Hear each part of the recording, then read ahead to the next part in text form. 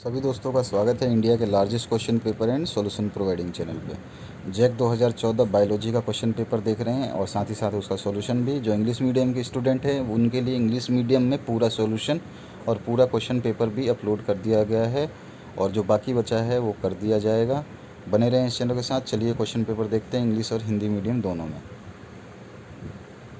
2012 से लेकर 2020 तक के सारे क्वेश्चन पेपर्स आपको मिल जाएंगे। चलिए स्टार्ट करते हैं। पहला है पुष्पों में दोनों पुष्पंग और जायंग उपस्थित होने पर कहलाते हैं। आपको आंसर बताना है इसका। तो इसका आंसर हो जाएगा बी, परफेक्ट, यानी कि उत्कृष्ट। उसके बाद में आंसर आ जाइए, नारियल में खाने योग्य भाग्य कौन सा होता है? तो आंसर है आपका डी, भ्रूणपोष, एंडोस्पर्म।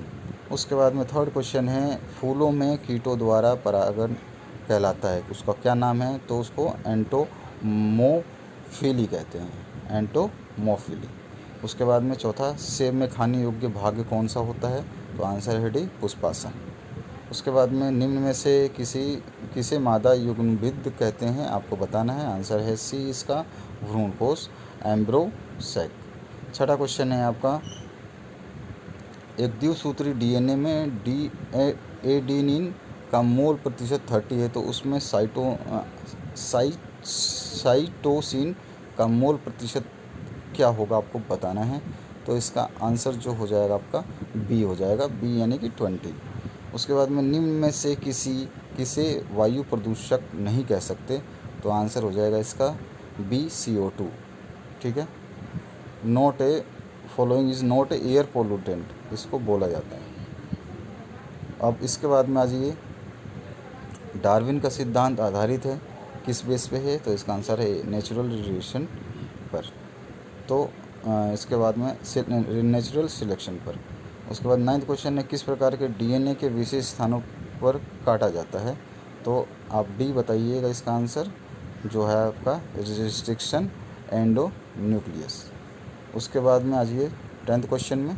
तो 10th क्वेश्चन में पूछा गया, एक कोशीय प्रोटीन के लिए किस शैवाल का प्रयोग किया जाता है? तो आंसर हो जाएगा इसका डी, स्पाइरुलिना। उसके बाद में जो आपका very short answer type question हैं उनकी बात करें हम। जाइगोट में गुणसूत्री समूह ए, बी, सी और डी, यहाँ पे आपको जो क्वेश्चन है, सॉरी ABCD कह रहा हूँ, ए और बी में आपको जो फिल इन द ब्लैंक्स को कंप्लीट करना है। तो एक ए में आ जाएगा 2n और बी में आ जाएगा 3n। किन दो में समांतर विकास क्रम देखा जा सकता है? तो आंसर उसका बी एंड सी। ठीक है, यहाँ पे ऑप्शंस दिए हैं, आपको बताना है। उसके बाद में थर्ड क्वेश्चन है, कार्बोहाइड्रेट का वात निप्रेक्षण विकर्ण होता है। तो ए और बी जो है इसमें आपको बताना है। तो पहले में आ जाएगा आपका फर्मेंटेशन और दूसरे में आ जाएगा प्यूरिफिकेशन। उसके बाद में प्यूरिफिकेशन के बाद में आ जाइए, नेक्स्ट जो है शॉर्ट आंसर टाइप में, इसमें संकेत दिए गए हैं 1 2 3 4, इस तरह से इनको आपको बताना है कि इसका सही क्रम क्या है। तो इसका आंसर हो जाएगा सेकंड। ठीक है, आप आराम से देख करके इसको मैच कर सकते हैं। 15 क्वेश्चन है इसके बाद में आपका, शरबती सोनार गेहूं के प्रजनन हेतु किस गेहूं का प्रयोग किया जाता है? आपको बताना है। तो इसमें सोनार 64 गेहूं किस्म का प्रयोग किया जाता है।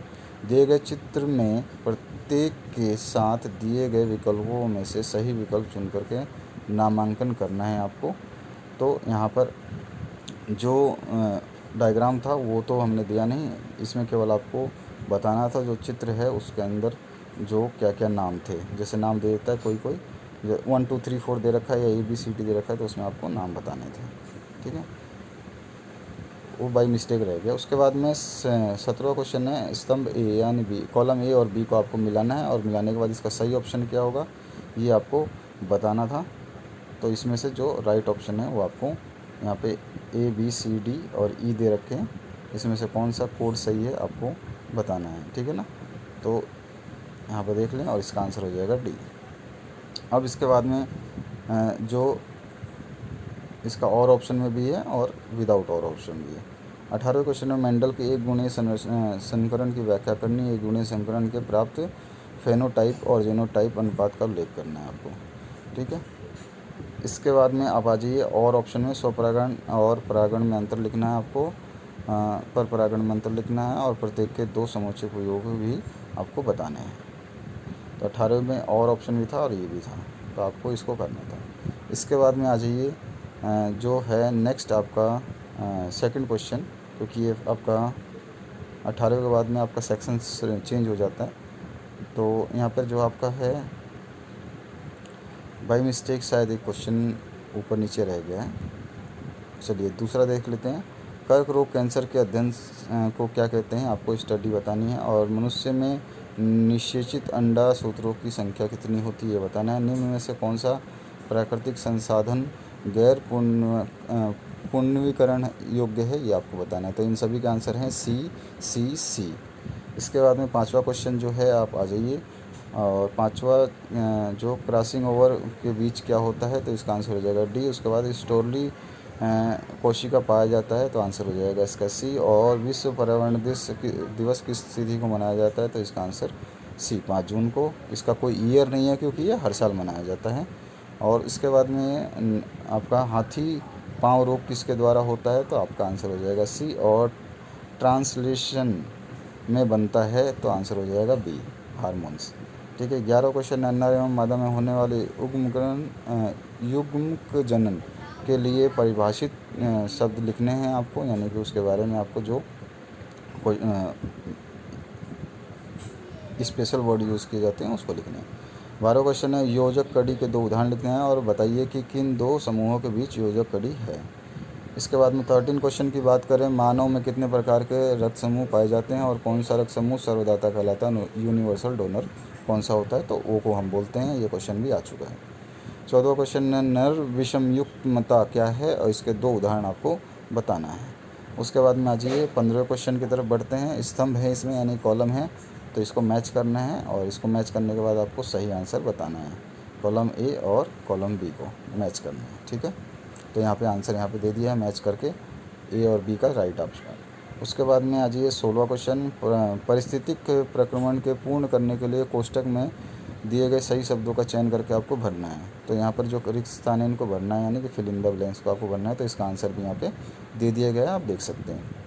इसके बाद में 17वां क्वेश्चन है, जैव अवर्धन क्या है और उपयुक्त उदाहरण से चित्र के द्वारा जैव अवर्धन की व्याख्या करनी है आपको। 2009 में ये आ चुका है। उसके बाद में और भी ऑप्शन आया था, उपयुक्त चित्र के साथ में अंड प्रजनन की प्रक्रिया को आपको दर्शाना है। ये 2010 और 2012 में आ चुका है। तो 2012 का 14 नंबर क्वेश्चन देखेंगे तो आपको पता चल जाएगा, जो कि मैंने डाल दिया है। उसके बाद में आ जाइए 18वें पे, प्राकृतिक चयन का सिद्धांत डार्विन के किन किन अवलोकनों के आधार पर था, ये आपको बताना है। तो जैक 2012 का क्वेश्चन पेपर देखिए, उसमें इसका आंसर मिल जाएगा। उसके बाद में डार्विन और फिंचेस के प्राकृतिक चयन की व्याख्या करनी है, ये भी आपको उसी में मिल जाएगा क्योंकि हमने अभी देखा था। और वर्ष 2012 के 13 क्वेश्चन देखना, उसमें आपको आंसर मिल जाएगा। उसके बाद में और ऑप्शन आया था, आनुवांशिक अभियांत्रिकी क्या है।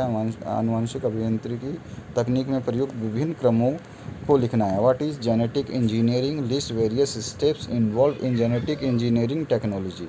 तो ये क्वेश्चन आपका 2012 और 2017 में भी पूछा जा चुका है, आप इसको देख सकते हैं। और केवल आपको अगर आनुवंशिक इंजीनियरिंग के बारे में पता नहीं है तो उसका यहाँ पे आंसर हमने दे दिया है। 2017 का आप क्वेश्चन पेपर में अगर 17 नंबर क्वेश्चन देखेंगे तो आपको इसका पूरा आंसर मिल जाएगा। तो आशा करता हूँ ये वीडियो देख करके आपको समझ में आया होगा कि कौन कौन से क्वेश्चंस आते हैं और किस टाइप के क्वेश्चंस पूछे जा रहे हैं।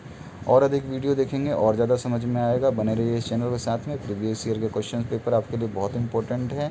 शेयर, सब्सक्राइब और लाइक करना बिल्कुल भी ना भूलें। और कोई भी कमेंट आपको लगता है वीडियो के रिगार्डिंग, हमारे चैनल के रिगार्डिंग, तो करना ना भूलें। Thank you very much for watching this video.